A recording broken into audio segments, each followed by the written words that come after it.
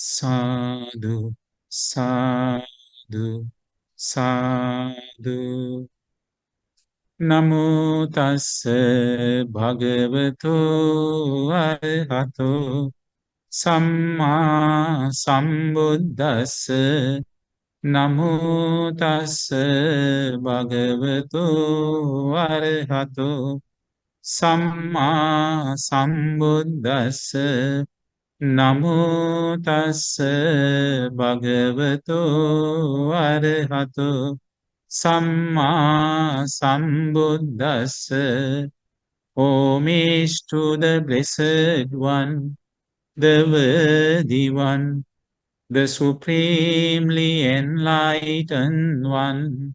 Sadhu, sadhu, sadhu. Homage to our teacher, most venerable Pinnath Lokuswan Mahanse. Sadhu, sadhu, sadhu.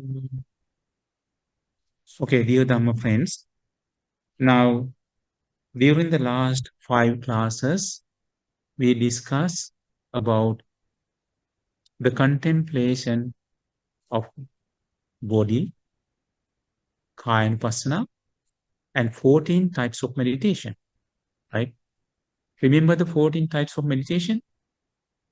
The first one is breathing meditation, and second one is, what is that?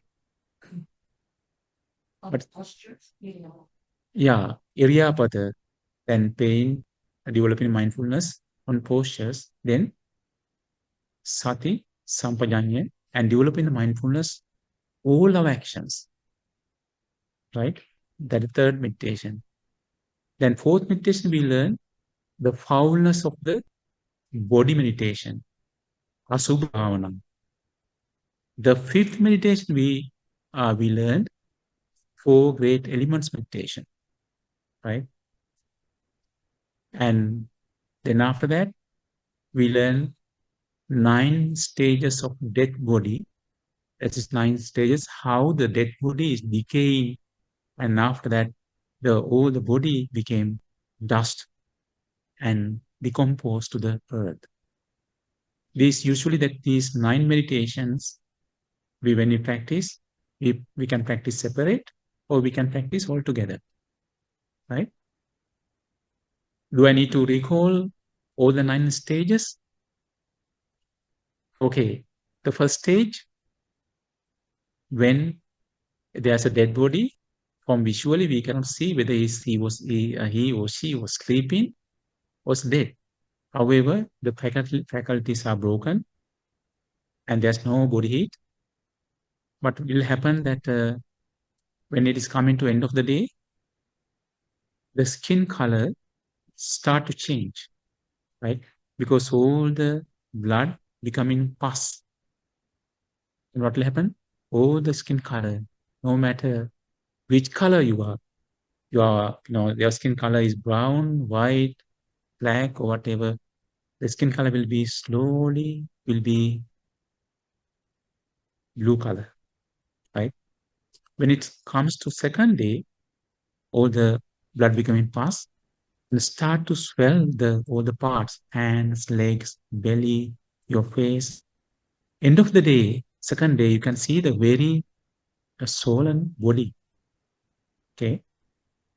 And when it comes to third day, you can see the pus is coming out all the possible places, from ears, from eyes, nose, mouth, and from the belly, and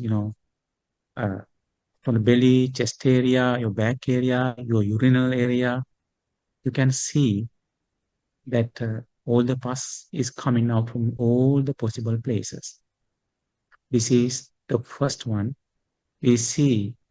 And if you, after observing this way, you compare your body, will be the same nature, and all other bodies will be the same nature. My body and other bodies are the same nature, right? So without having nutriments, this body became these kind of things, right? All these first day, second day, third day. After third day, become, uh, oozing all these pus from all the possible places. And all other bodies are the same condition. And my body and other bodies are the same condition. You see that my body is impermanent, other bodies are impermanent. My body and other bodies are impermanent, right? This is the first stage, first meditation. The second one, we observe, second meditation. Now, after some time, you can see that all the vultures and eagles, crows, then jackals, then dogs, all the animals, they are eating the flesh of the body and removing the flesh from here. And sometimes all the blood vessels came out. Sometimes you can see the bones and smeared blood, and all the small intestines, large intestines came out from the belly. You can see that some area, all the eyes are came out, and faces are open. You can see the bones. By observing this one, you compare your body and other bodies, and my body and other bodies. It's the second stage. Okay.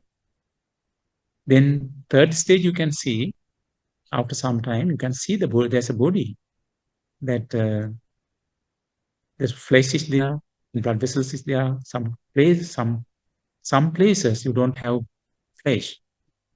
You can see the bones, that smeared blood, right? Skeleton is exposed. This is the third stage. You compare always your body and other bodies and your body and other bodies. Okay, this is the third stage. Then when it comes to fourth stage,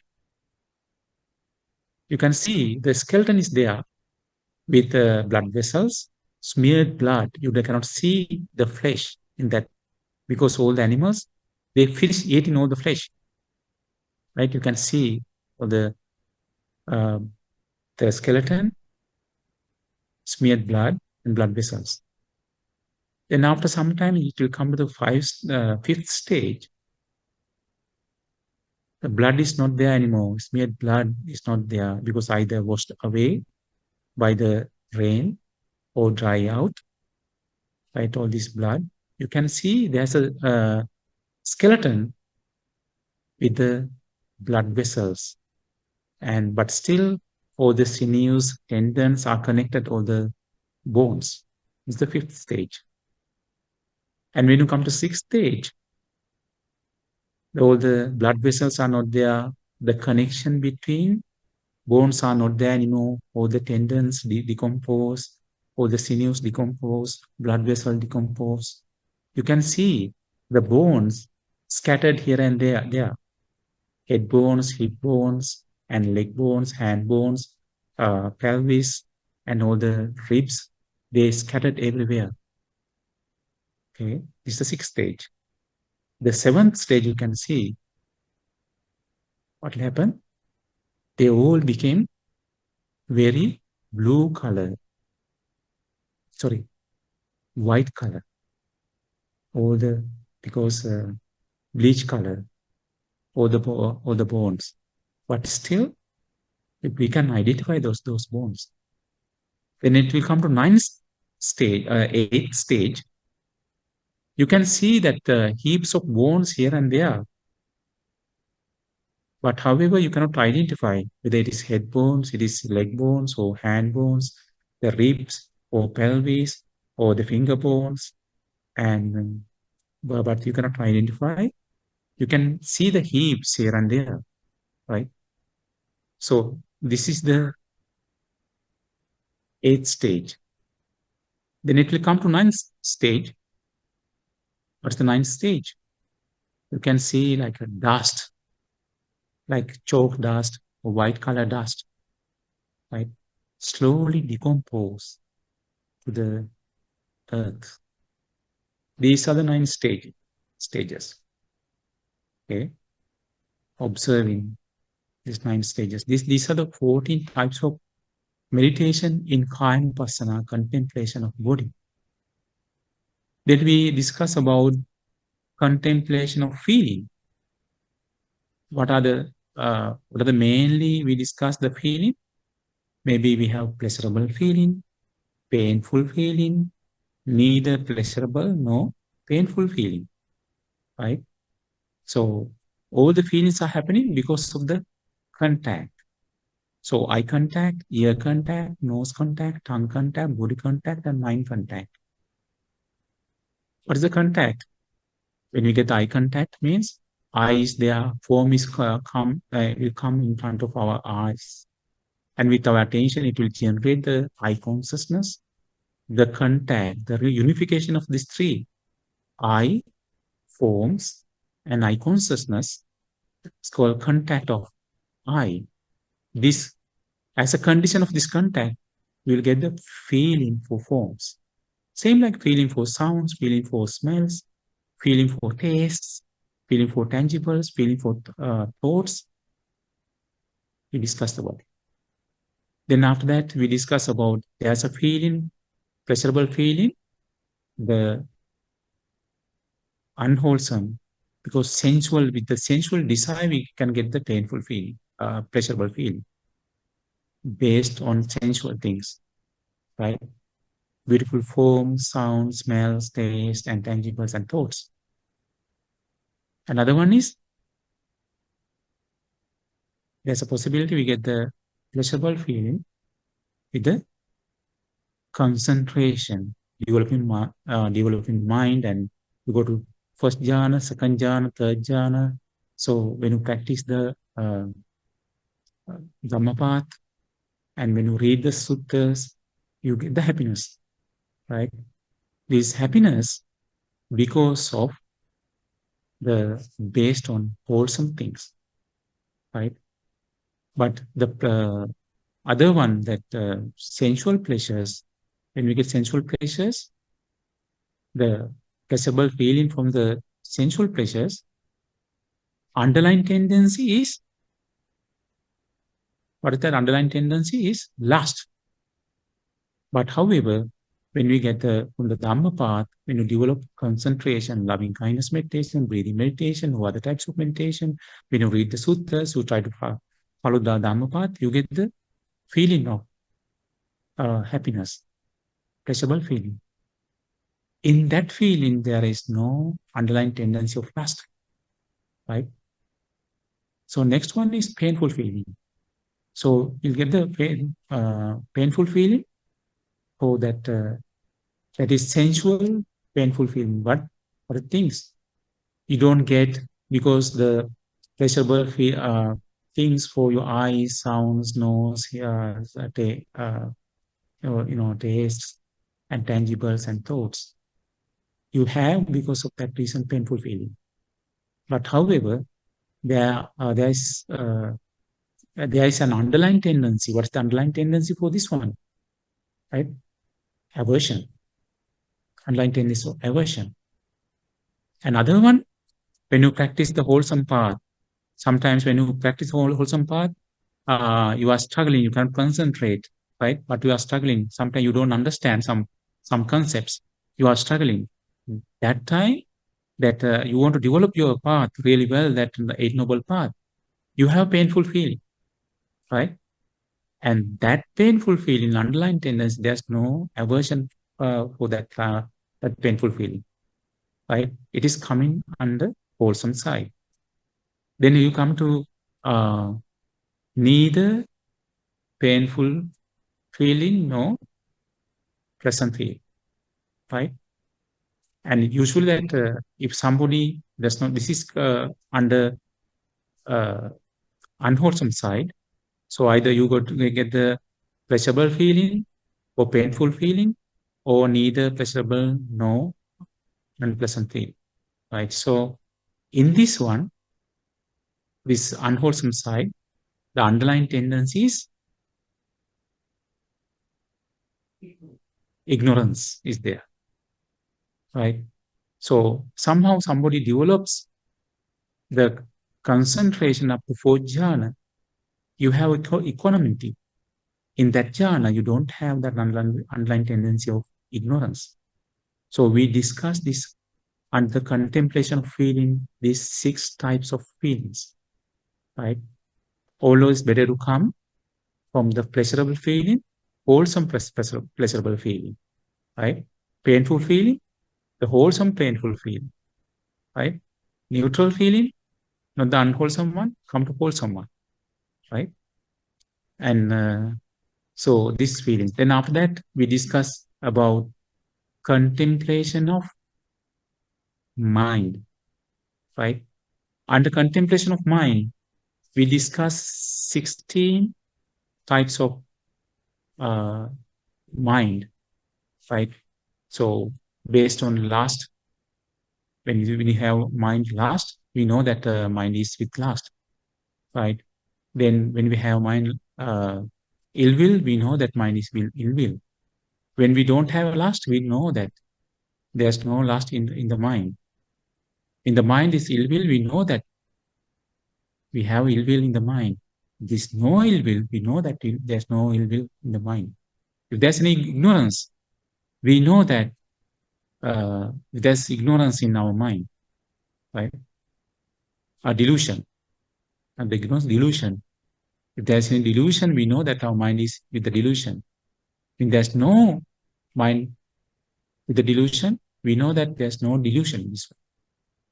Then when we have the mind with sleepiness, okay, we know that mind is with the sleepiness, sluggishness. Okay, we know. Then outward, our mind is distracted. We know the mind is distracted. Okay, we know that mind is concentrated with eradicating all the five hindrances. Mind develops the up to powerful stage. We know that. We know that if the mind is not there, we know that mind is eradicate all the five hindrances, but still not the level of jhana. We know that. We know that when mind is developed, it became very powerful stages of jhana, very powerful, maybe for jhana, right? We know that the mind is not there. We know that at that time. Okay. When we know that our mind is liberated, what's the liberation? And gave up all the possible unwholesome things, right? All the uh, unwholesome roots eradicated. We know that when our mind is liberated. When mind is not liberated, we know that mind is not liberated. Okay. We discuss these 16 types of mind under contemplation of mind. Then we discuss contemplation of phenomenon, right? What is the foundation of mindfulness, starting from contemplation of body, then contemplation of feeling, contemplation of mind, and contemplation of phenomenon. Why Buddha started the contemplation of body? It is very easy to understand the body. Then it will come to feeling, then mind, then after that phenomena, right? Under the phenomena, we discussed that things are uh, blocking our development of mind. What are the five hindrances? What are those five hindrances? Because when you are trying to develop our mind, sometimes we get the same. Our mind will go with the sensual desire, right? Sometimes mind will go with the ill will. Then sometimes mind is, go to forget about the past mistakes over and over again. That's a restlessness and remorse. Then we are trying to meditate, but you cannot do that. Why? Your mind is with the sleepiness, right? Sluggishness, sleepy. Therefore, you cannot develop your mind. And because of all these things, you are experiencing doubt. Either this doubt may be about yourself, you doubt about the meditation, you doubt about yourself and meditation. This is not good for me. All this doubt. Because of all these five hindrances hinders development of a body. This is the first one. Five hindrances. Then we discuss the second one under contemplation of phenomena. That was the 5 aggregates of clinging. Under the 5 aggregates of clinging, we discussed that form aggregates of clinging, feeling aggregates of clinging, perception aggregates of clinging, volitional formation aggregates of clinging, and consciousness aggregates of clinging, right? We discuss form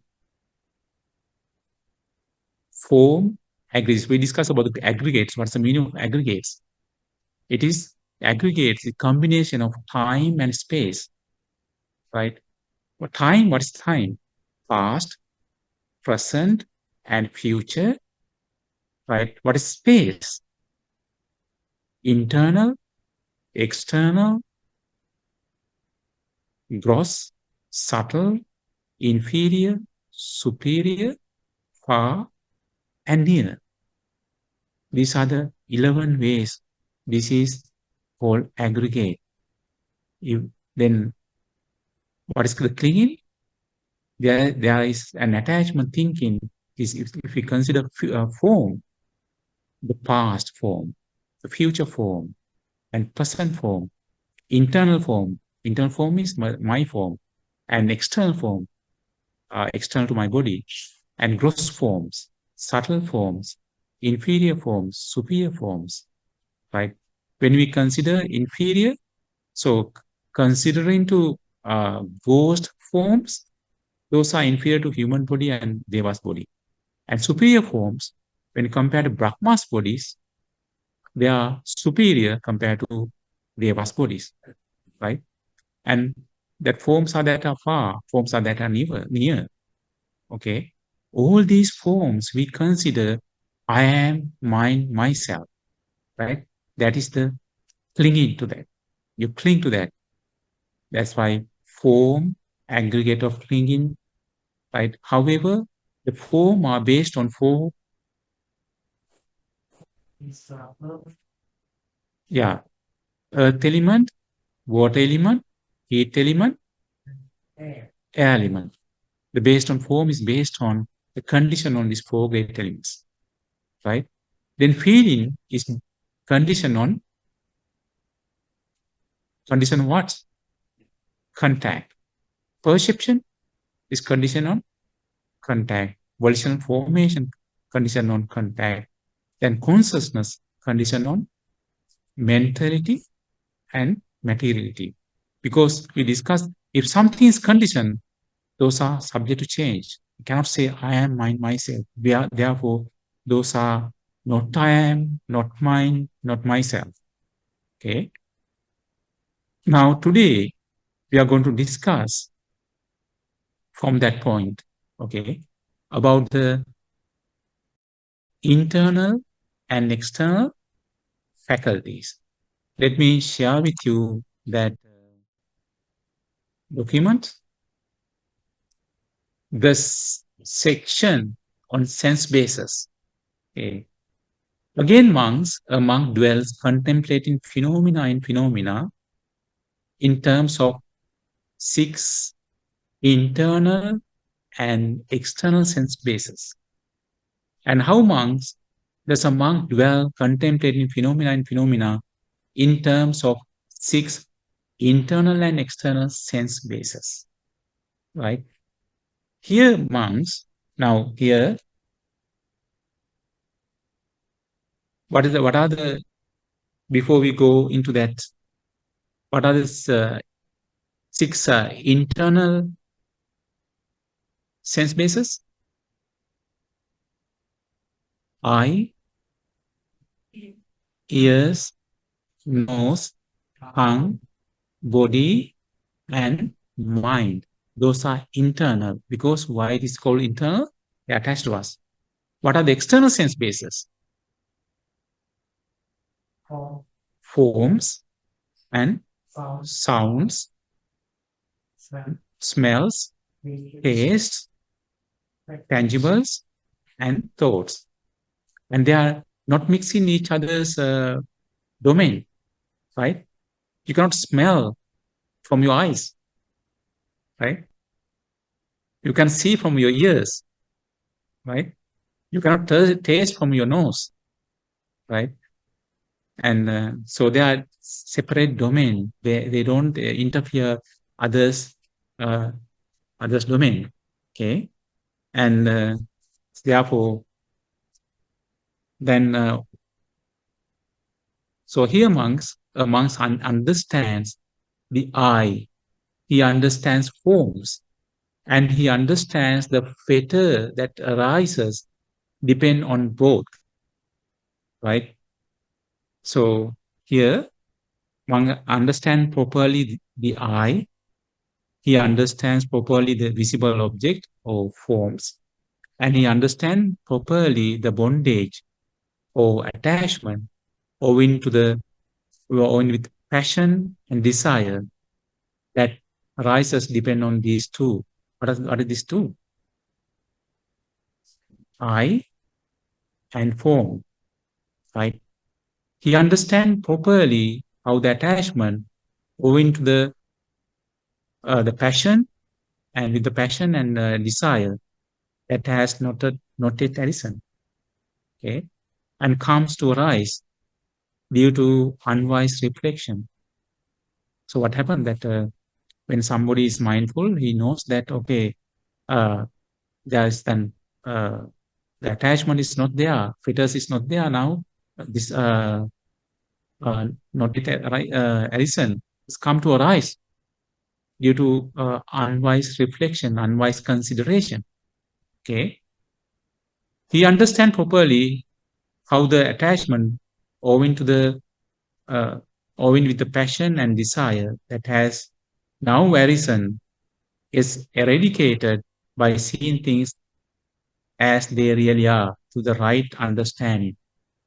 When the arisen desire he eradicates, then he understands when he are eradicated.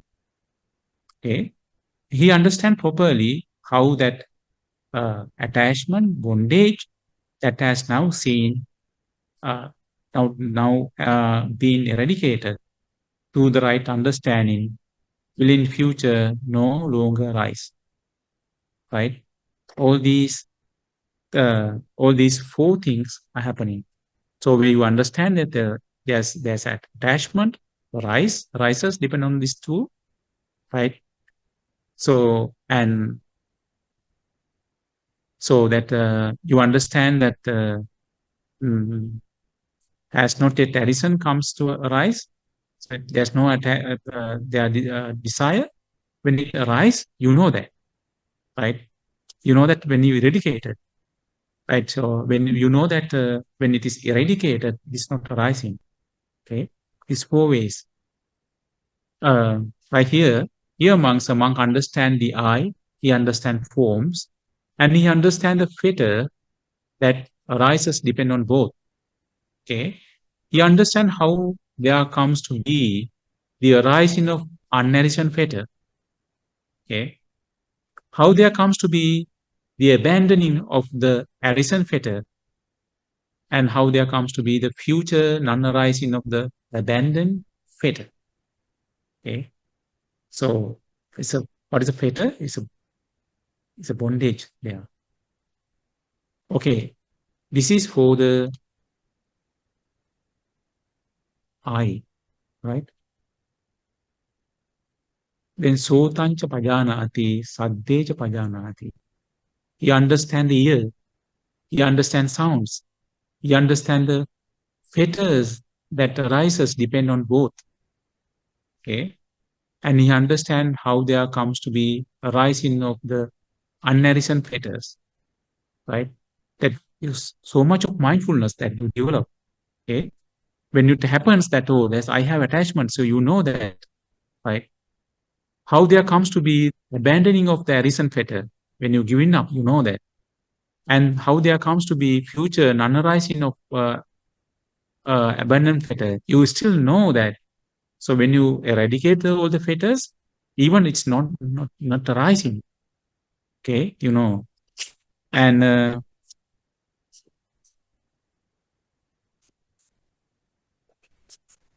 here,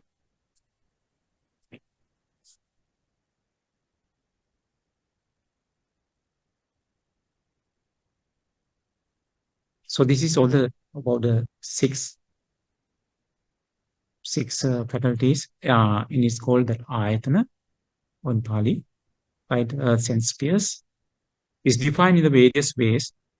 The appropriate meaning that we could adopt here is the bases that generate repeated existence. That is the meaning of the ayatana or faculties. It generates the repeated existence or suffering. What is the repeated existence?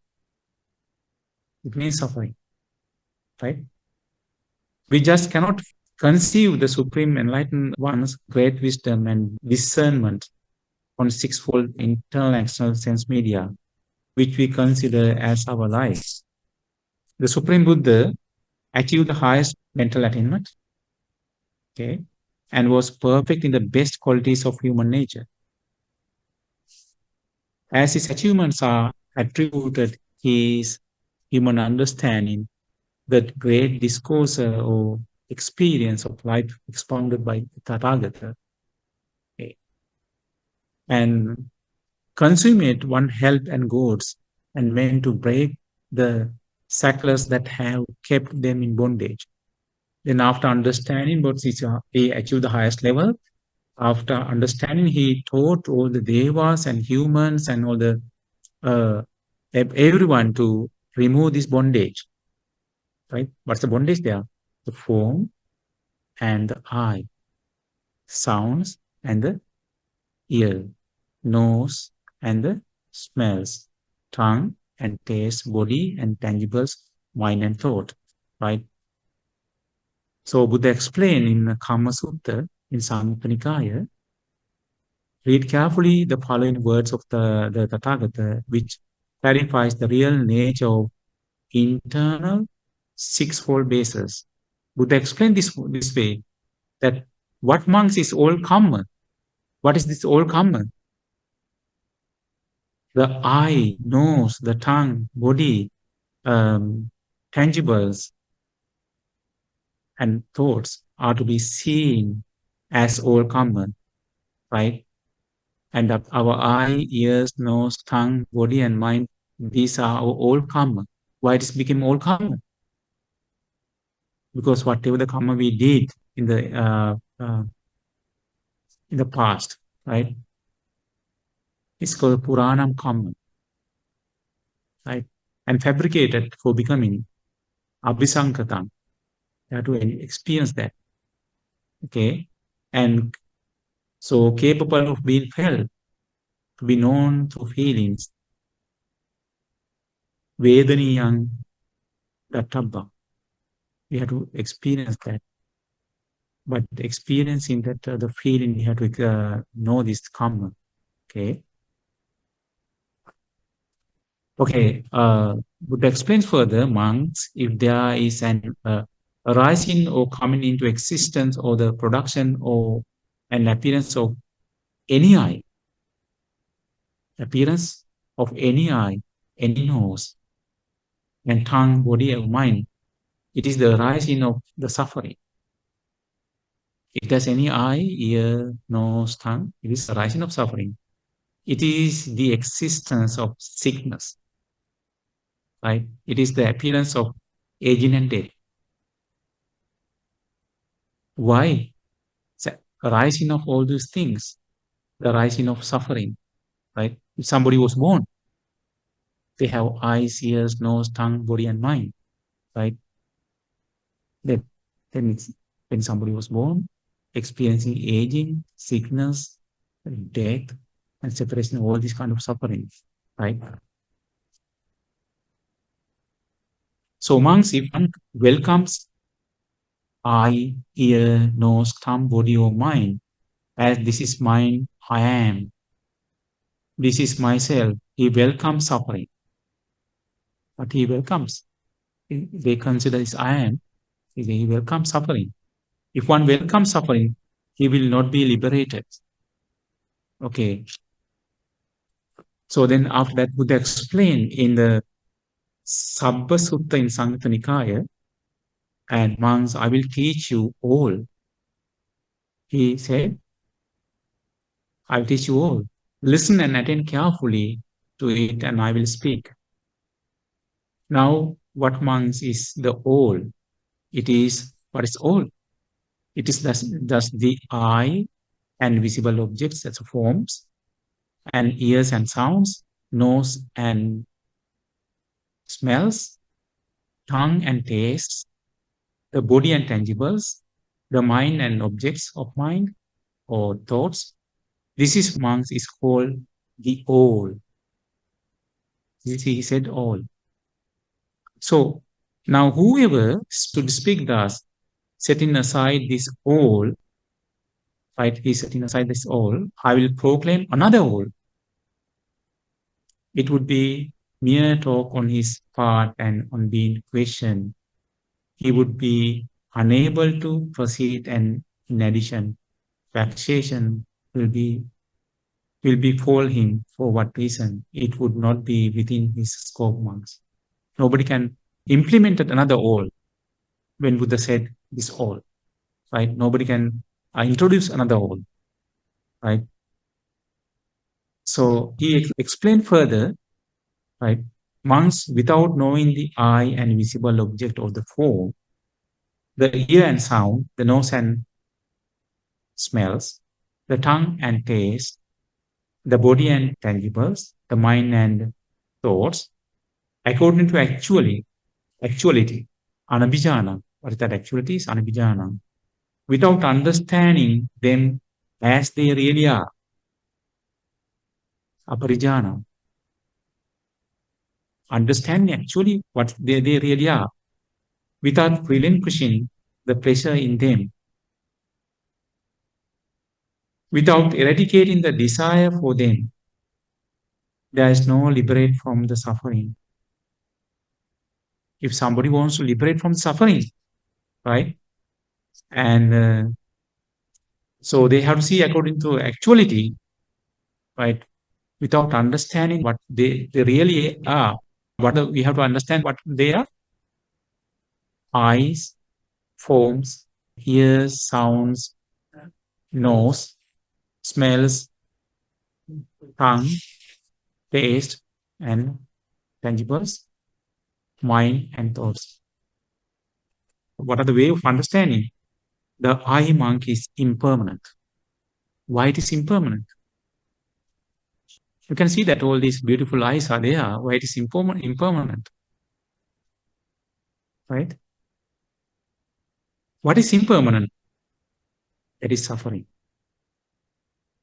Why it is becoming permanent? Because eye is condition on mentality and materiality. Therefore, that is impermanent. What is impermanent? That is suffering or happiness. This suffering, because this eye is getting old, getting sick, and sometimes people are leaving. They are living. Their eyes, there's a possibility I died, right? And what is suffering? That is not self. Not self should be considered as this is not mine. Why? It's not mine. Can you have any eye diseases? Can you say that this is my eye, therefore not to be sick? Can we say that? Right? We cannot say that. Oh, this is my eye. Don't get older. Can we say that? Because this eye, I should be able to see properly when I getting older. I cannot use that glasses. Can we say that?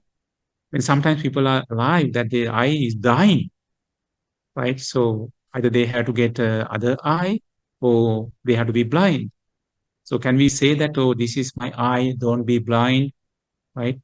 No, because we cannot have our control. Why it is? We cannot keep our control because it's conditioned, subject to change. Something is conditioned, subject to change. This is not mine. I am not.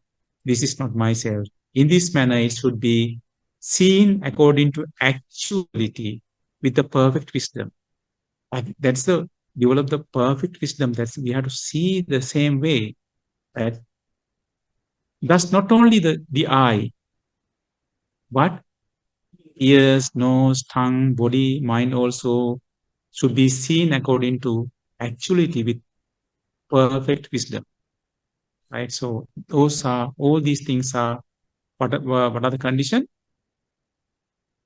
Impermanent, suffering, not I am, not mine, not myself.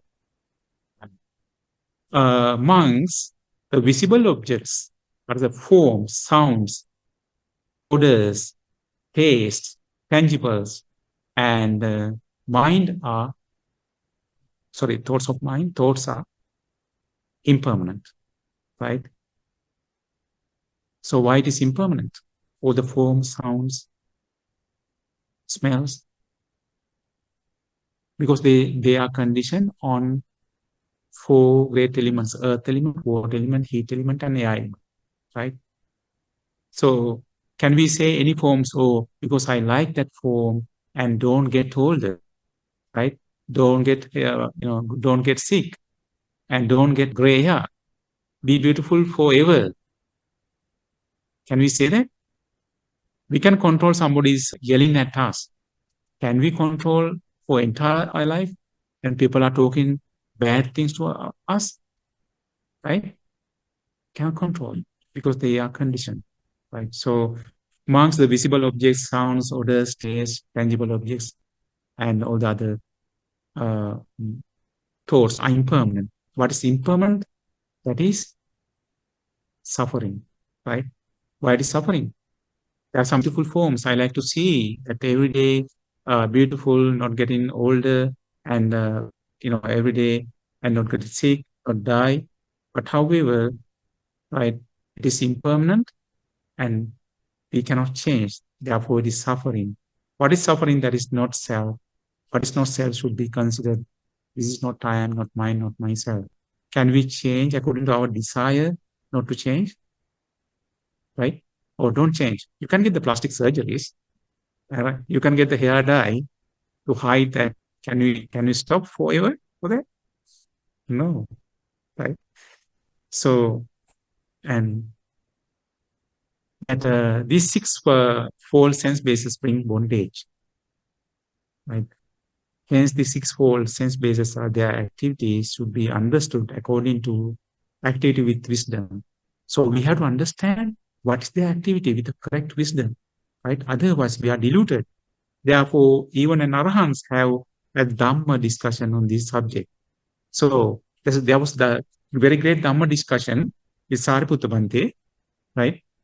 Uh, then Sariputta Bhante said, told that other Bhante, now tell me, friend Sariputta, one thing asked the questions. And what are these fetters?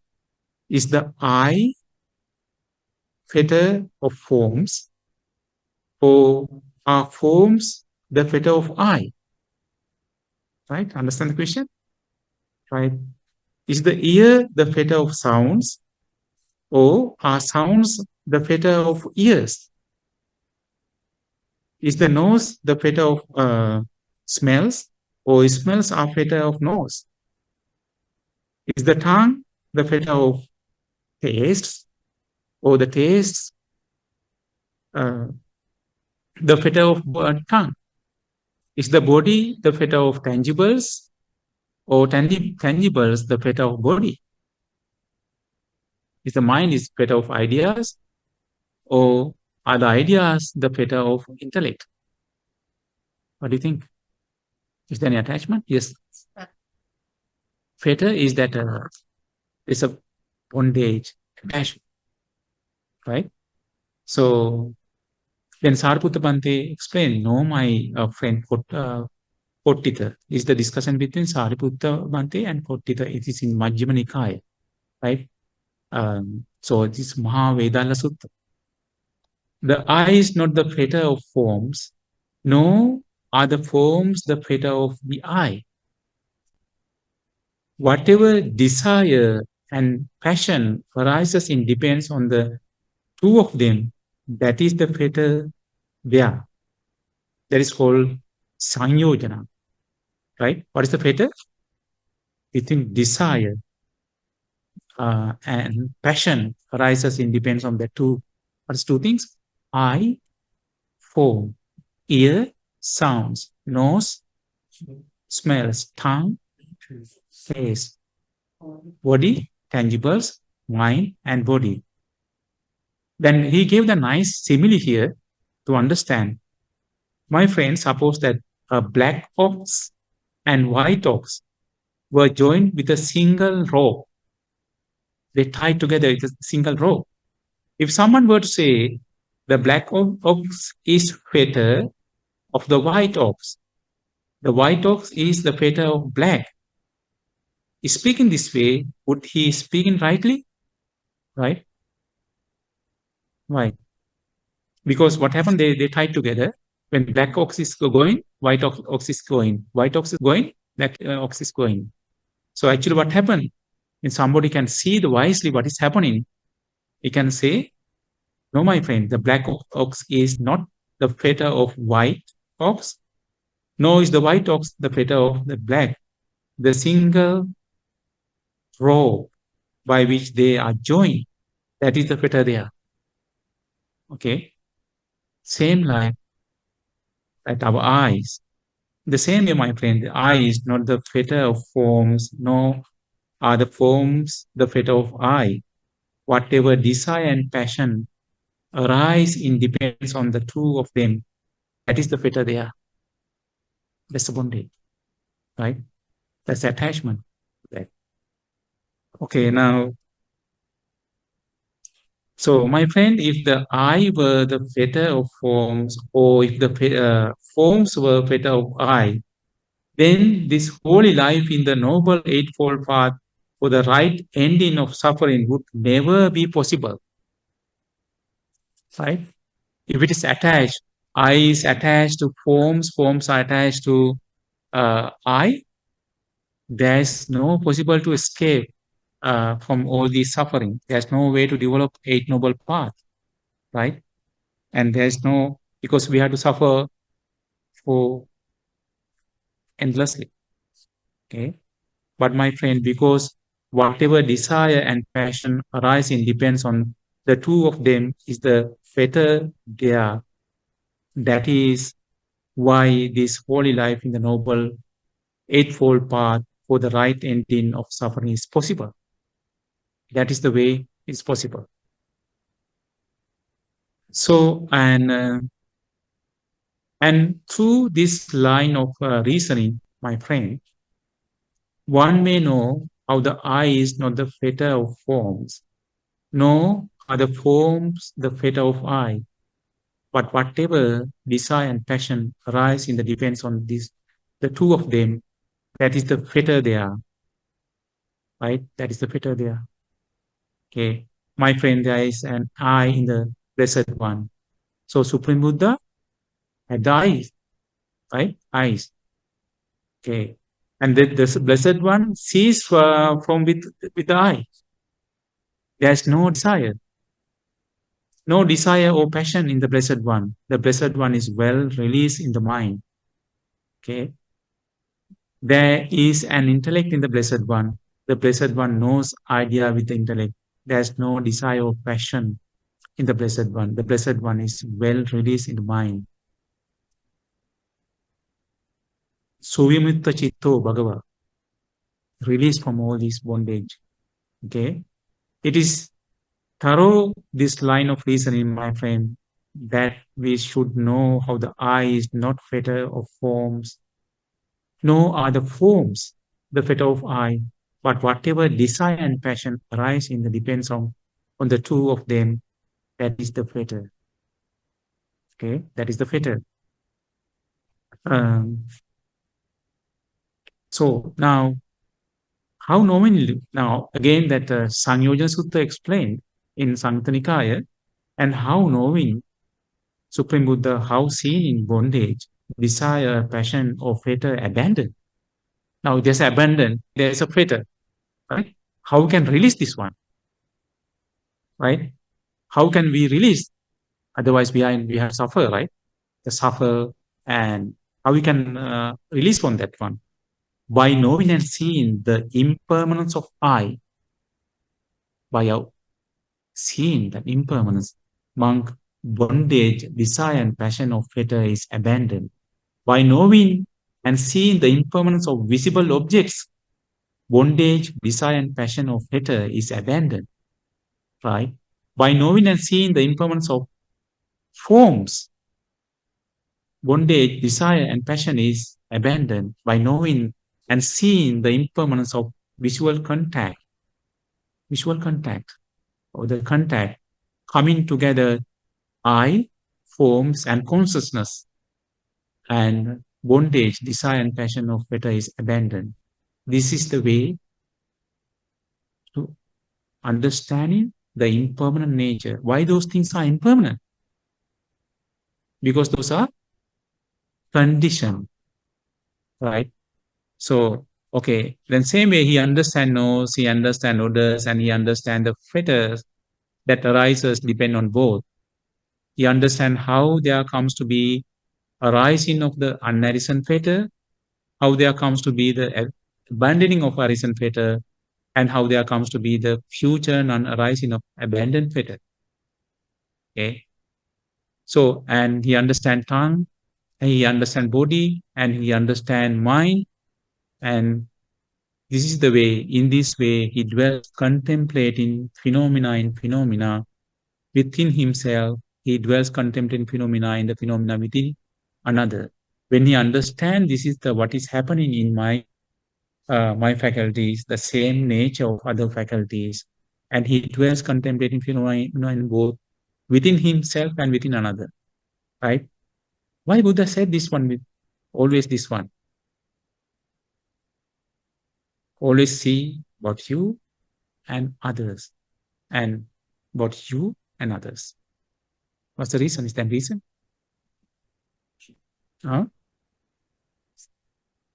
Develop compassion or develop understand the real nature. Oh, maybe you will think that, oh, my thing is impermanent, maybe that outside all the forms are permanent, right? There are magic in there. Okay.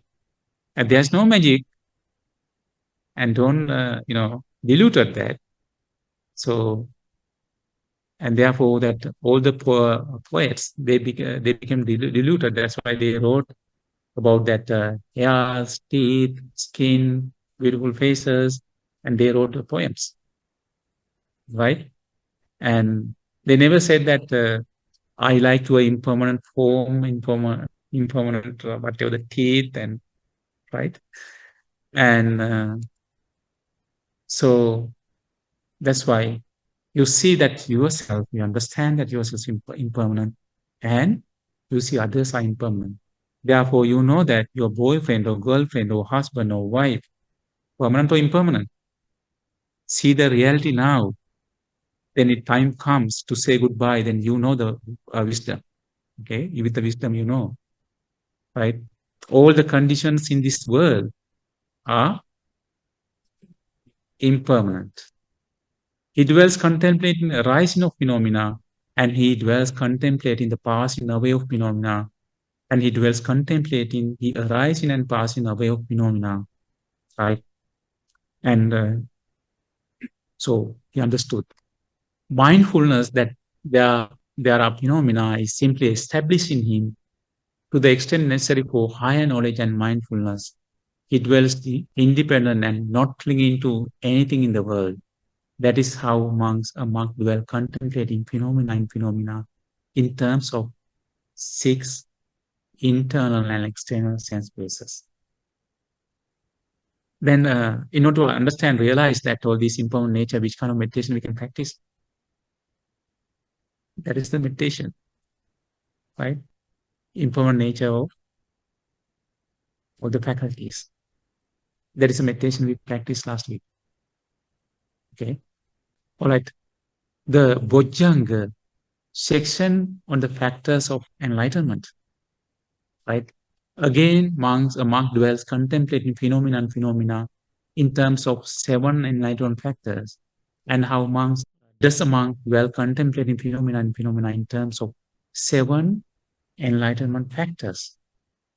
Here that a monk understand properly that when the factors of enlightenment, mindfulness, right, establishing the four foundation of mindfulness is present within him. Right? He develops mindfulness. The factors of enlightenment of mindfulness in present in me, he understands properly that. When the factors of enlightenment mindfulness is absent from him, okay, the factors of enlightenment mindfulness is absent from me, he knows that. He understands properly how the factors of enlightenment mindfulness that has not yet arisen in him comes to arise. He knows that. Okay. He understands properly how the factors of enlightenment mindfulness that has now arisen in develop and perfect within concentration the insight. He knows that, right? So here monks, there are beings the mindfulness enlightenment factor in him. A monk can understand there is mindfulness enlightenment factor in me, right? There beings no mindfulness enlightenment factor in him. He understands there's no mindfulness enlightenment factor in me. He also understands how it comes to be.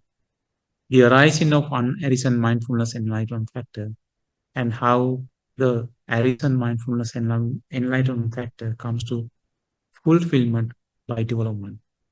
Okay.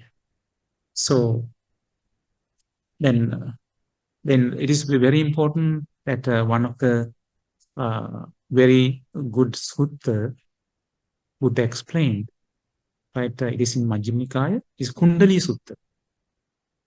Kundali Sutta, and the wanderer Kundaliya, one day he came to see the Buddha, and he said, Venerable Gautama, I like frequently gathering in parks. It is my habit. Because he goes everywhere. After he having breakfast or lunch, he's going park to park. And after my morning meal, to go from park to park, from garden to garden, there I encounter various priests and contemplatives, conversation on the rewards of defending their own doctrines in debate. He listened to other ascetics or other sects, how they argue. That's what he was doing, right? Now, in experience of what reward does Venerable Gautama dwell, and how you dwell, and which kind of things you see, he asked from the Buddha. Then earlier, the Tathagata dwells experiencing the reward of fruits of clear knowledge in and release, right? What's clear knowledge? Understand the reality and liberation. And, but Venerable Gautama, what are the qualities that when developed and pursued lead to culmination or completion, fulfilled of clear knowing and release? When what we understood that you completion or fulfilled uh, knowing and release. Kundaliya, the seven factors. When we understand seven factors of enlightenment are qualities that when developed and pursued lead to completion of clear knowing the release. What are those things? Seven enlightenment factors. When Venerable Gautama, what are the qualities? Then he asked the question more, right? And Venerable Gautama, what are the qualities when developed and pursued lead to completion of seven factors of enlightenment? What are the things in order to complete we should do in order to complete the seven enlightenment factors? Okay, he said, Kundaliya, four foundation of mindfulness. Four foundation of mindfulness. You know that already. We are studying that. We are learning that. Are the qualities that when developed and pursued lead to culmination of the seven factors of enlightenment. Then he asked further questions. And Venerable Gautama, what are the qualities that when developed and pursued lead to completion of four foundation of mindfulness? Okay. Then Buddha said, Kundaliya, there are three causes of right conduct in terms of deeds. That means bodily act, right? And speech and thoughts are the qualities that when developed and pursued lead to completion of four foundation of mindfulness. How that to complete four foundation of my mindfulness? Conduct three courses, right? Bodily, verbally, and mentally. Then he asks further, Venerable Gautama, what are the qualities that, when developed and pursued, lead to culmination of three courses of right conduct? Okay, what are the three right conduct? Kundaliya, restraint from senses, is the quality of this lead to the culmination of three courses of right conduct. What are those things? Restraint of the senses, that restrain from bodily act, verbal act, and mental act. Kundaliya, how does restraint of the senses, when developed and pursued, lead to culmination of these three courses of right conduct? Kundaliya, there is a case where a monk, on seeing a pleasant form with the eye, he sees the pleasant form. This is practically how you do that. Okay, does not hanker after it. You do not attach to it, right? Does not delight in it. You do not delight in it. Does not give rise to passion for it, right? And what will happen? Unmoved in body. And sometimes when we when people see the good form, they turn around and see, right? Right? So when you then, in this case, do not move your body, right? And unmoved in mind, it doesn't say, oh wow, nice body, right? So nice form. And don't do that. He is inwardly well composed. He does not change his body. He is not mind attached to that one, right? Well composed and well released. He released from this one.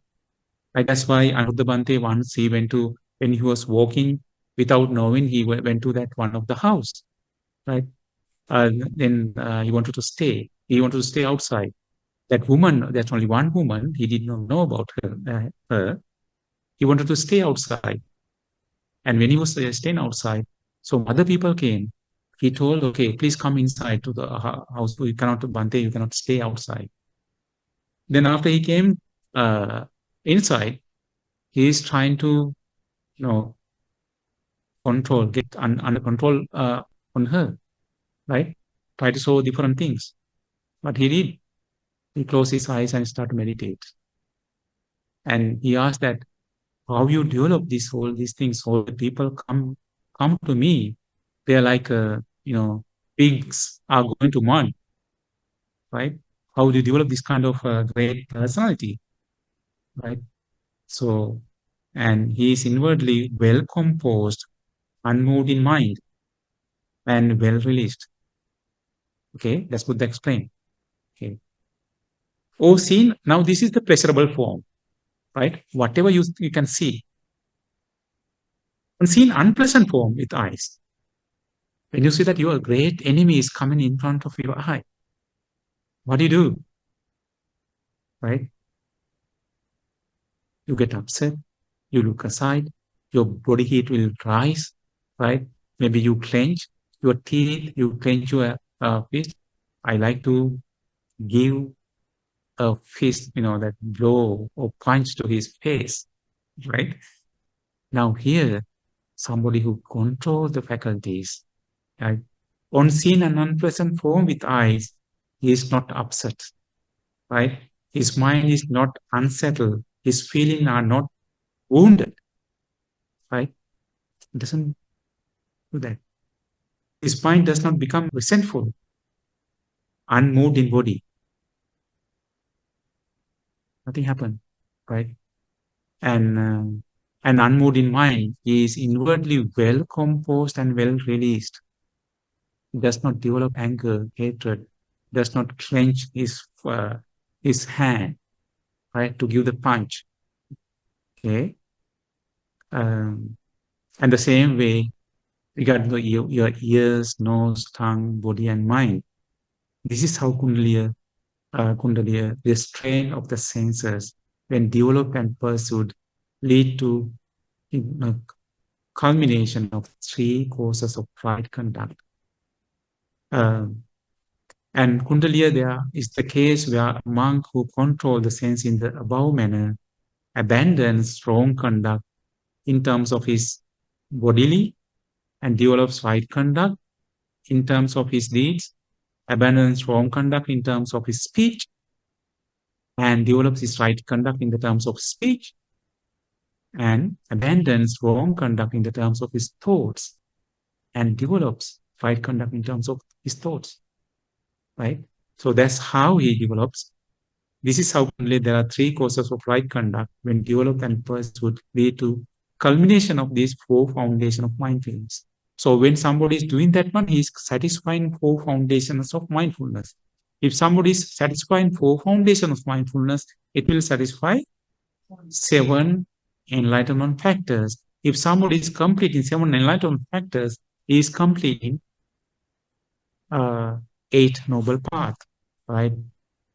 So Kundaliya, when the four foundations of mindfulness are developed and pursued by monk with the persevering endeavor and clear comprehension of delivering from defilements, putting aside greed and distress with reference to the world, and the 7 factors of enlightenment come to completion.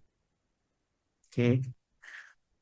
So this is the way. Now, if we see that, and okay, there have been investigation of phenomena enlightenment factor in him, right? So the first one is factors of mindfulness, right? And when you develop the mindfulness, you are trying to try to investigate with the mindfulness what is happening in these, right? In these, or the faculties or the meditation, you try to observe. There have been investigation of phenomena, enlightenment factor in him. Amongst there is investigation of phenomena, enlightenment factors in me. There have been no investigation of phenomena, enlightenment factor in me. Understand there is no investigation of phenomena, enlightenment factor in me. He also understand how there comes to be the arising of unarisen investigation of phenomena, enlightenment factor, and how the arisen investigation of phenomena, enlightenment factor comes to fulfill by development. Right? When it comes to investigation, so you investigate the Dhamma, right? Either from your life, within yourself, when you practice meditation. There's another one. You get the energy to develop, right? You are not lacking from energy. You develop the energy, right? You're motivated. There being the energy enlightenment factor in him, a monk understands there is the energy enlightenment factor in me. There being no energy enlightenment factor in him, he understands there is no energy enlightenment factor in me. He also understands how there came to be the arising of the unarisen energy enlightenment factor, and how the arisen energy enlightenment factor comes to fulfillment by development. Yes, it's the way. Okay. Then after these, that all these virya sambojjhanga, so you develop your energy. Then after that, you come to develop rapture, because it's your develop energy, it will come to develop interlink rapture. Okay. There being the rapture and enlightenment factor in him, a monk understands there is the rapture and enlightenment factor in me. There being no rapture and enlightenment factor in him, he understands there is no rapture and enlightenment factor in me. He also understands how there comes to be the arising of the arisen rapture and enlightenment, and how the arisen rapture and enlightenment factor comes to fulfillment by development. Okay. Tranquility. Right? It will develop the tranquility. There being the tranquility enlightenment factor in him. A monk understands there is the tranquility enlightenment factor in me. There being no tranquility enlightenment factor in him, He understands there's no tranquility, enlightening factor in me. He also understands how there comes to be the arising of the unarising tranquility, enlightening factor, and how the arisen tranquility, enlightenment factor comes to fulfillment by development. What is tranquility here? The bodily and mental pleasure. Because earlier that it was a rapture, then it will come from how it came, because investigation of Dhamma, it will develop the energy. And with the energy, you get the rapture. With the rapture, you get the tranquility. Right? With the tranquility, then when you are your bodily and mentally pleasure, then what will happen? Somebody is developing this one. You come to the concentration. Okay. There being the concentrating enlightening factor in him, understands. There is the concentration and enlightening factor in me. There being no concentration in him. There is no concentration in life. He also understands the concentration. He was driving the unrelenting concentration in heaven. And how the arisen concentration, enlightenment, outward comes to fulfilling life. Right. You develop the concentration, and after that, it will be develop the upekka, equanimity, right? The enlightenment factor in him. The monk understands there is enlightenment factor in me. There may be no equanimity, enlightenment factor in him. He understands. There is no equanimity, enlightenment factor in him. He also understands how there comes to be the rising of the unrelenting meaning in enlightenment factor, and how the arising equanimity, enlightenment factor is supported by God. Development, yeah. So in this way, he dwells contemplating phenomena within himself. He knows that all within himself. He dwells contemplating phenomena within another, and he dwells contemplating phenomena both within himself and within another. Right? He dwells contemplating the rising of phenomena. He knows that all these factors are rising, and he dwells contemplating the passing away of these all these things, phenomena. And then he dwells contemplating the arising and passing away of the phenomena. Right? You observe those things. Mindfulness, there are phenomena is simply established in him to the extent necessary for higher knowledge and mindfulness. He dwells independent and not clinging to anything in the world. That is how a monk dwells contemplating the phenomena in terms of 7 factors of enlightenment, right? In the what way that initially it develops sati sambojjhanga, then dhamma vijaya, then virya sambojjhanga, then piti sambojjhanga, then passadi sambojjhanga, sati sambojjhanga, samadhi sambojjhanga. 7 enlightenment factors. Upekka sambojjhanga. Okay. So this is the 7 enlightenment factors. Okay. And don't worry that another Buddha Sasana, Buddha's dispensation, it doesn't change. It is like a software. You are not going to change that. Okay, after some time, it will change that. Okay, there's some version of 7 enlightenment factor. So this is untimed, right? It does not change with the time. Okay, therefore, don't get upset even you do not understand properly, right? So these 7 enlightenment factors are 7 enlightenment factors. What happened? Kasha Buddha's dispensation, same 7 enlightenment factors. If you are going to develop, so these are the 7 enlightenment factors to be developed in order to complete 8 noble paths. You have to understand when you practice all those things. That's 7 enlightenment factors. Okay. And now we come to 4 noble truths. The last part of this section, contemplation of phenomena. Again, a monk dwells contemplating phenomena in terms of 4 noble truths. And how monks does a monk dwells contemplating phenomena in terms of 4 noble truths, right? And here a monk understand it actually is, this is suffering. Okay, so we conduct the meditation today, 4 noble truths, right? This is suffering. He understand actually actually is this is the origin of suffering. He understand as it actually is. This is the cessation of suffering. He understand as it actually is.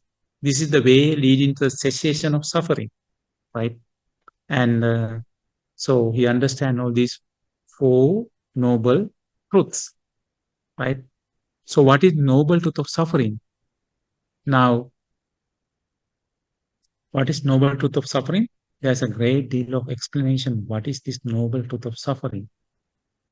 And Yes. what, monks, is the noble truth of suffering? Birth is suffering, aging is suffering, sickness is suffering, death is suffering, sorrow, lamentation, bodily pain, mental pain, and despair are suffering.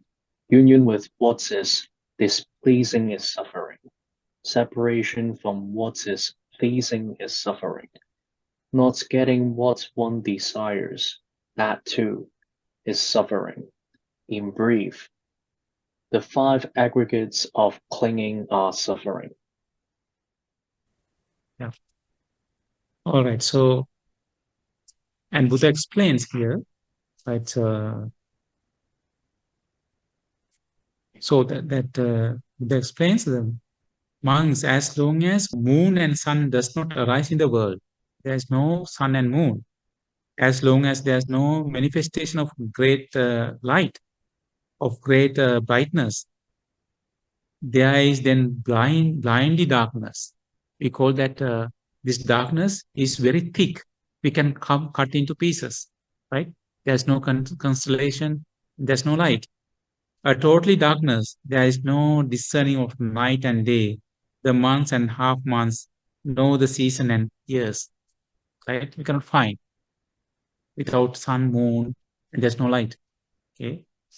But when the moon and sun arise in the world, right, then there is a manifestation of great light. Then sun and moon is there, cannot great light. And great brightness, there is then no blinding darkness, no total darkness. Okay, because sun and moon there. Then night and day are discerned, months and half months are and season, and the years can be seen. Similarly, monks, as long as Tathagata or Supreme Buddha, the perfect one, the fully enlightened one, does not arise in the world, right? So long is there no manifestation of Dhamma, the great light. If Buddha is not present, nobody knows about this Dhamma. And of great brightness, there is then blindly darkness of ignorance. Blindly darkness is ignorance. And Buddha explained that ignorance is this way. Think about there's no sun and no moon, and there's on the eastern side only cloud, western side only cloud. The sky above is cloud, and northern side, southern side is cloud, right? No any lights. Then we have darkness, right? That's right. Very thick darkness you can cut into pieces, right? This darkness. That is called the ignorance, right? This is the blinding darkness, ignorance, a total darkness. There is no declaring, teaching, making known, establishing, disclosing, analyzing, making clear of the 4 noble truths. Okay. But monks, when the Tathagata, a perfect one, fully enlightened one, arises in the world, right, then there is a manifestation of Dhamma, a great light of great brightness, there is then no blinding darkness of ignorance, no total darkness. And there is then declare a teaching, making clear of the noble truths, right? And Buddha explained further, monks, it is thorough not realizing, through not penetrating the Four Noble Truths, that this long course of birth and death has been passed through and undergone by me as well as by you. Because we came to long journey of samsara from death and birth because we did not understand these Four Noble Truths, right? But monks, that these have been realized and penetrated, cut off is the craving for existence. Destroy is that which leads to renewed becoming, and there is no fresh becoming. So now Buddha understood and he cut off all these cravings, right? And amongst those from whom you have compassion, those who think you worth listening to, whether friends and maybe your relatives, monks, they should be encouraged in introducing and establishing the Four Noble Truths. If you know someone, you know that your word, they will listen to your words.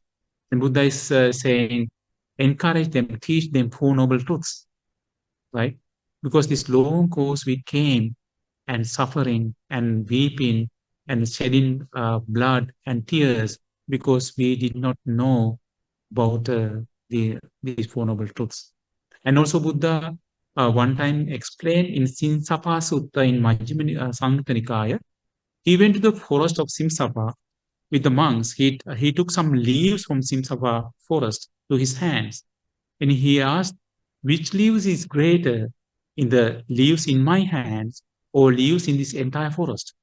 Or the monk said, in your hands, there are a small amount of leaves, the more greater leaves, number of the leaves in the forest. So Buddha explained, so my knowledge, whatever my understanding is same like this entire forest, the leaves in the entire forest. But however, I explained to you, I gave you, I taught you the amount of in this in my hand, the same amount of leaves in my hands. Because all other knowledges, no need for you to escape, right? Understand the escape from the suffering, right? Therefore, don't think that we think this way, that Buddha never thought all these things. When he proclaimed to the world as I am the Buddha, so he understood all those things. However, he taught only the important things, right? To understand, to escape from this long journey of samsara, right? Um, so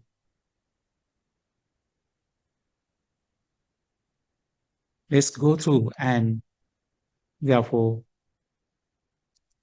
this is the importance of Four Noble Truths. Now, birth is suffering. Why is birth is suffering? Aging is suffering, and sickness is suffering, death is suffering, and all these things are suffering. Okay. And what, monks, is birth? It is the birth of beings in the various orders of beings, their coming to birth, descending into a womb, generation of a specific birth, the appearance of aggregates, and obtaining the sense spaces. This, monks, is called birth.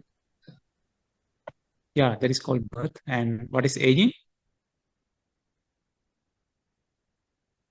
Go ahead, Bobby Smith. And what, monks, is aging? It is the aging of beings in the various orders of beings. Their old age, brokenness of teeth, grayness of hair, wrinkling of skin, decline of life, weakness of faculties. This, monks, is called aging. It is called aging. Whatever the existence, right? And what is death? And what, monks, is death? It is the passing of beings from the various orders of beings, their passing away, dissolution, disappearance, dying, completion of time, breaking up of the aggregates, laying down of the body, and cutting off the life facility. This, monks, is called death. Monks, it is sorrow, sorrowing, sorrowfulness, inner sorrow, inward sorrow, of one who has encountered some misfortune, or is affected by some painful state. This monks is also. So lamentation, go ahead, lamentation. But monks, lamentation. Monks, it is to wail and lament, wailing and lamenting, wail and lamentation, of one who has encountered some misfortune or is affected by some painful state. This monks is called lamenting. And what's monks is pain?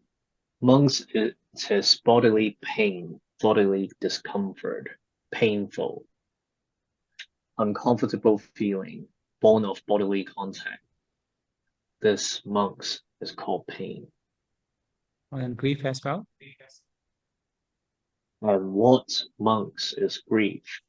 Monks, it is mental pain, mental discomfort, painful, uncomfortable feeling, born of mental contact. This monks is called grief.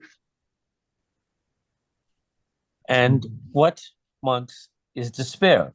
Monks, it is trouble and despair, tribulation and desperation of one who has encountered some misfortune or is affected by some painful state. This, monks, is called despair. Okay, next one as well. And what, monks, is union with what is displeasing? Here, the coming together, meeting, encounter with those forms, sounds, odors, tastes, tactile objects, or mental phenomena that are unwished for, undesired, and disagreeable to oneself, or with those who desire one's ruin, harm, discomfort, and endangerment. This is called the suffering of union with what is displeasing. And what, monks, is separation from what is pleasing? Here, the absence of coming together, meeting, encounter, with those forms, sounds, odors, tastes, tactile objects, or mental phenomena that are wished for, desired, and agreeable to oneself. Okay. Or Go ahead. with those who desire one's good, welfare, comfort, and security, mother, father, brother, sister, older or younger kinsmen, friends, colleagues, relatives, or family members. This is called the suffering of separation from what is pleasing. Next one. And what, monks, is the suffering of not getting what one desires? Monks, to being subject to birth, there comes the wish, oh, that we are not subject to birth, that birth would not come to us. But this is not to be obtained by mere wishing. Therefore, not getting what one desires is suffering. Okay, yes. And how many types of birth? Buddha explains there are 4 types of birth, right? So beings will be born into eggs. Beings will be born into moisture environment, right? The moisture environment. Beings will be born into womb, that's womb born, and beings will be born spontaneously without mother and father. Those in heavenly world and Brahma world, ghost world, and hell, Asura world, they just appeared because in a very less percentage, 0.01% even there's a possibility spontaneous birth in human world, right? So then we see that, oh, there's a small baby left there and without mother and father, right? Very small percentage. And these are the 4 ways of birth. Okay, birth is suffering. Okay. To be subject to aging, there comes to wish, or that when we were not subject to aging, that aging would not come to us. But this is not to be obtained by mere wishing, therefore not getting what one desires is suffering. I know that so many people talk to me, they say that, is there any way that we can stop getting older? Right? And we cannot stop. Okay, to being subject to sick, there comes to the wish. Oh, that they were not subject to sickness, that sickness would not come to us. But this is not to be obtained by mere wishing. Therefore, not getting what one desires is suffering, right? We cannot stop. We are getting sick. Death, to being subject to death, there comes to the wish. Oh, what we were not subject to death, that death would not come to us. But this is not to be obtained by mere wishing. Therefore, not getting what one desires is suffering, right? So we cannot keep our loved ones forever with us, even though we like it. Okay. And sorrow, to being subject to sorrow, there comes the wish. Oh, that we were not subject to sorrow, that sorrow would not come to us.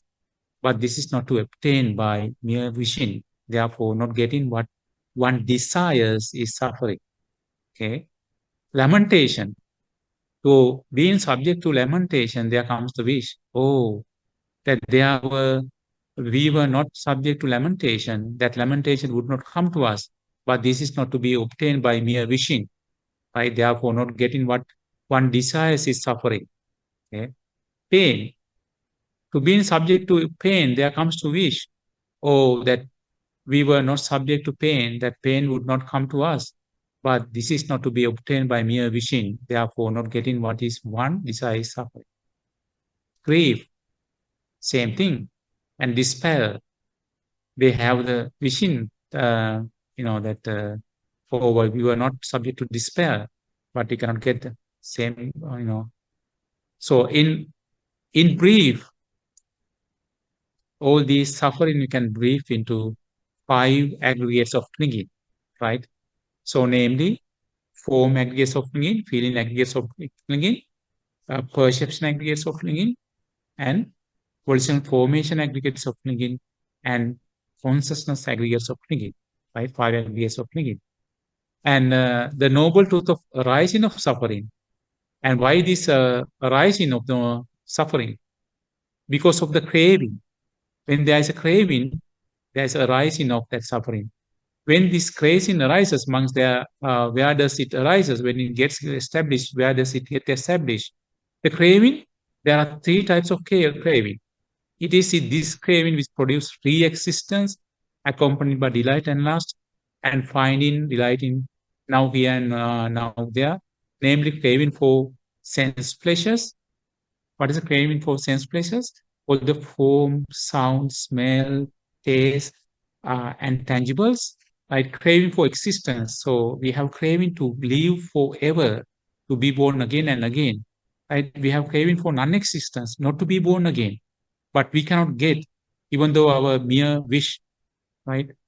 And so when this craving arises, amongst where does it arises? When it gets established, where does it get established? Where the craving arises and established, right? Whatever in the world has a pleasant and agreeable nature, it is here that this craving arises when it arises. It is here that it establishes when it establishes. Where the, pleasant and agreeable nature, something. And what in the world has pleasant and agreeable nature? I has a pleasant and agreeable nature, and that is where craving arises and it arises, and where they establish.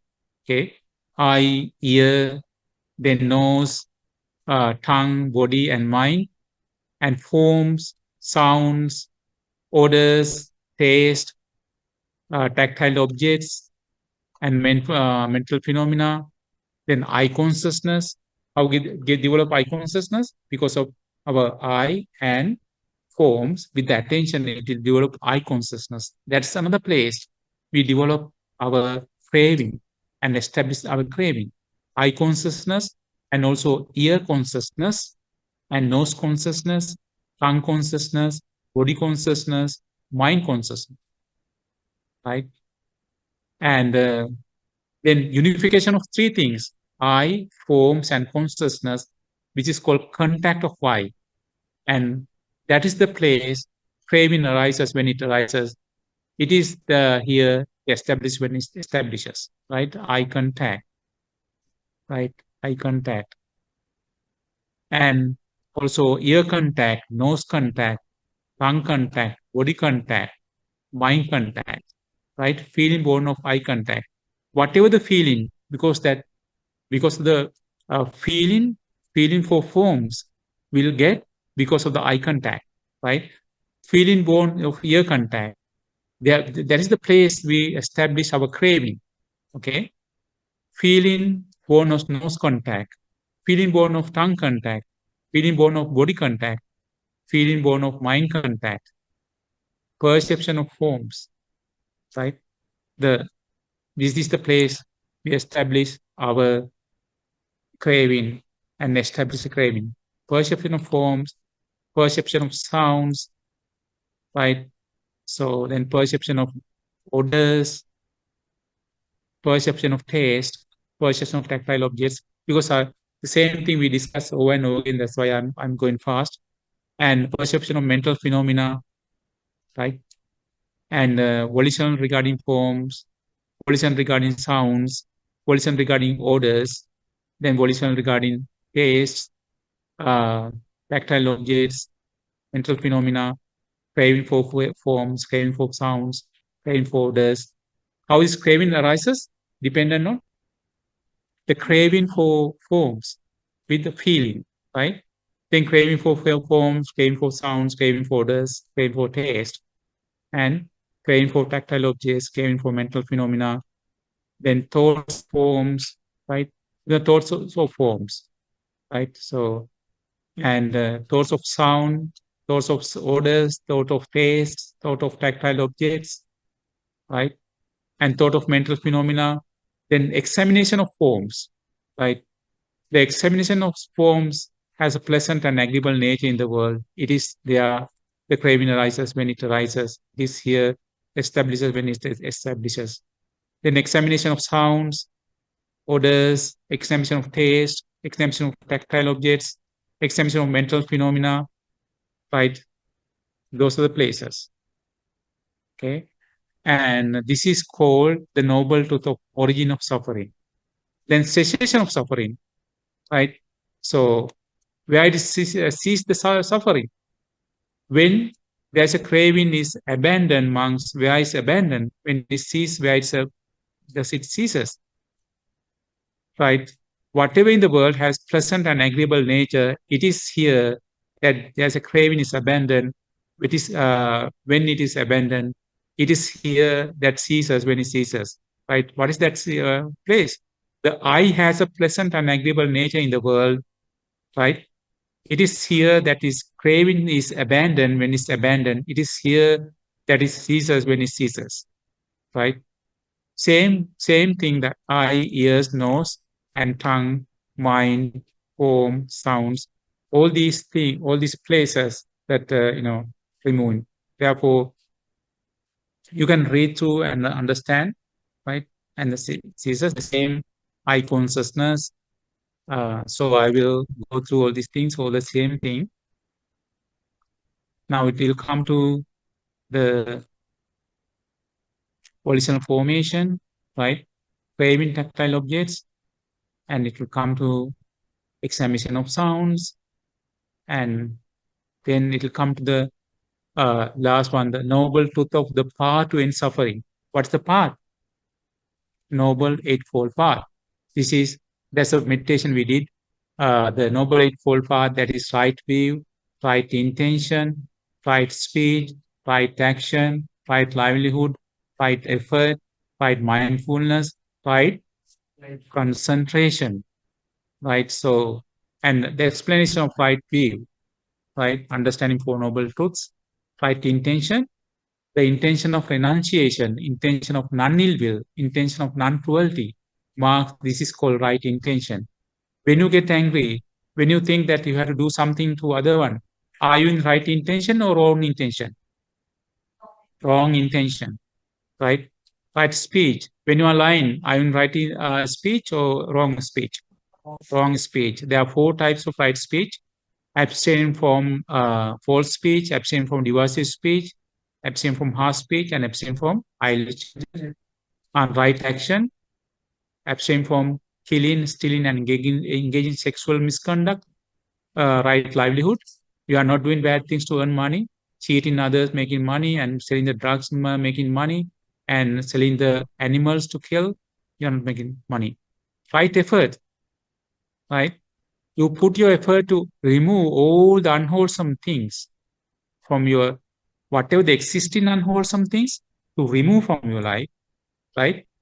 And then you put the effort not to arise any unwholesome things, and you want to develop the existing unwholesome things. And so you have to put your effort to arise unnourished and unwholesome things, wholesome things, right? So there's right effort. And then after right effort, you will go to right mindfulness. Right mindfulness is the mindfulness, Mahāsatipaṭṭhāna, 4 foundation of mindfulness, right? And then after that, it explains that's what Mahāsatipaṭṭhāna. And right concentration. When you develop all these things, it will come to right concentration. Right concentration. And it is the 4 jhanas. First jhana, second jhana, third jhana, and fourth jhana. So, and it explains here all the 4 jhanas, first, second, and third, and fourth, right? And because of the time, I want to go a little bit faster. You can read all those things. So these four noble truths, right? This is called end of 4 noble truths. And then after that, Satipatthana, the results of the establishing of mindfulness. Okay, what are the results? Once if anyone should develop these 4 establishments of mindfulness in such a way for 7 years, 1 of 2 fruits could be expected for him. Either final liberation, Nibbāna, you attain enlightenment, or if there are any fetters remaining, non-returning, right? It's 7 years. Then after that, Buddha explained, so if you cannot practice 7 years, then practice 6 years. If you cannot practice 6 years, practice 5 years, right? 4 years, 3 years, 2 years, 1 year. Then after that, he said, if you cannot practice 1 year, practice 7 months. If you cannot practice 7 months, come to 6 months, 5 months, 4 months, 2 months, 1 month. If you cannot practice 1 month, this 4 foundation of mindfulness, practice 2 weeks. If you cannot practice 2 weeks, practice 1 week, right? 7 days. But we have to practice the same way Buddha taught us, right? Then 2 fruits can be expected. Either you will achieve enlightenment, or if you have some fetters remaining, you will be anagami, non-returner. Okay?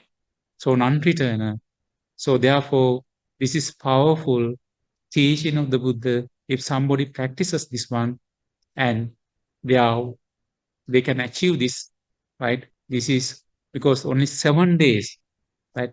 If we can put effort and we can remove all these smartphones and computers and all these things, if you can put the effort for 7 days, these 2 things could be expected, right? Enlightenment or non-returning.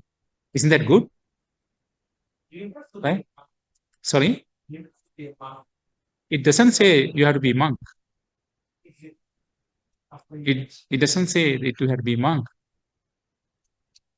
Right? But it explains to the monks, because he was surrounded by monks, right? And right, somebody. And to be non-returner those days, even there are non-returner, there are some lay people. Nanda Mata, Kuchuttara, right? Hatta Alavaka. They are in household. Visaka. Non-returning is that if somebody became non-returning, they will be born into Brahma world, certain Brahma world. The Avya, Atappa, Sudasa, Sudasi, Apanittaka, there's 5 Brahma worlds. Only non-returners will be born onto that. Then he won't be coming back to this world. He will be attaining Parinibbāna there, right? he won't be coming back to this world. That's a good thing, right? And that's the meaning of that. Okay, so, and therefore, it's very powerful. The mind channel ground of contemplation, isn't that with the form only? How does it come with the power? I don't understand. 9 stages of a dead body. The last stage. Last stage, it is powder. So how it become powder, that last stage, because of the time that the time it decompose, right? Very, very long time. Very, it'll take some time. It's not right away, right? Because I saw the news everywhere, you see the heaps of boats. Yeah. Now that because those days there were charnel grounds. Now we have cemetery and crematory, right? Those days they put the body outside, so they slowly decay in all these bodies. Nobody will go to that place after that. Only monks will go there to meditate or take that clothes from there, from the dead body. Then they washed and colored and used that body, the clothes. And this is the end of 6-day class, right? And so I know that some parts we had to do very fast because in order to complete, it is actually this topic is very long topic and we need a few months to complete, not 6 classes. And so that's why I summarize. But anyway, you can go through all these book and I will share you the soft copy of the book. And then you can go through with that book. So those who registered, but I don't have, if you haven't registered, I don't have your email addresses, right? So I can share it with you. And if you come to the monastery, we have the books here, right? You can refer those books. So, and therefore go through and we recorded all those things and we send you the suttas. And I will share with you, Noble, there's a new meditation we introduced, Noble Eightfold Path. So if you practice that, it has the information as well. And all the other small booklets are here. And we put our website even that you can download the small booklets, right?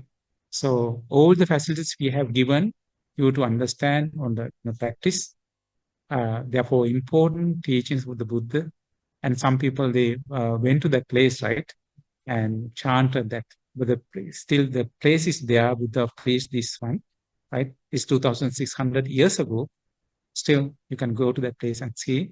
And most important, you practice this one. At least once a day, you practice impermanent meditation. Once a day, you practice 5 minutes of the body meditation. Once a day, if you can practice whatever the meditation, breathing meditation, right? For great elements meditation, right? And you develop your mindfulness. And by doing, may all of you be fortunate to understand 4 noble truths in this Gautama Buddha's dispensation. Sadhu, sadhu, sadhu.